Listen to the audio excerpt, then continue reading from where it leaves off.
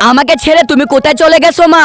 Madam শুনেন, এবার তো আমরা বড় কোম্পানির সাথে ডিল করতে চাইতেছি। ঠিক আছে, যত টাকা লাগে সবগুলো আমি দিব। আচ্ছা ম্যাডাম, আপনার মায়ের সাথে কি কোনো দেখা মিলেছে? যদি আল্লাহ চান তাহলে আমি খুব তাড়াতাড়ি দেখা পেয়ে যাব। আচ্ছা, অনেক রাত হয়ে গেছে, তুমি তোমার জায়গায় যাও, আমি এখন গেলাম।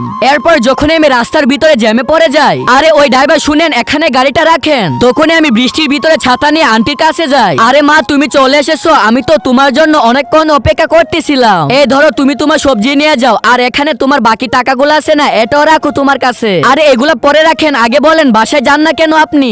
আরে মা, তুমি তো বলেছিলে যাওয়ার সময় আমার থেকে সবজি নিয়ে যাবে, তার জন্য আমি তোমার জন্য অপেক্ষা করতেছিলাম। আচ্ছা এখন তাড়াতাড়ি করো, আমাকে আবার বাসায় যেতে হবে। আরে কোনো সমস্যা নেই, আপনি আমার সাথে চলেন, আমার ঘরের ভিতরে থাকবেন। আরে না না না মা, আমি একা চলে যেতে পারবো, তুমি তোমার গাড়িতে চলে যাও। আমি কখনোই আপনাকে এখানে একা ফেলে কখনোই যাব না। আচ্ছা আন্টি, আগে বলেন আপনি কি এই জায়গাতে সবসময় সবজি বিক্রি করেন? আচ্ছা, আপনার কি কোনো ছেলে মেয়ে নেই? মা, আমার একজন মেয়ে ছিল, আমি অনেক বছর আগে ওকে হারিয়ে ফেলেছিলাম। আরে এ কি, আন্টির কাছে এটা কিভাবে এলো? তার মানে কি আন্টি সে যে আমার হারিয়ে যাওয়ার মা? বন্ধুরা, পার্ট 2 দেখার জন্য ভিডিওটিতে লাইক করে কমেন্টে তোমার সুন্দর নামটি লিখে দাও।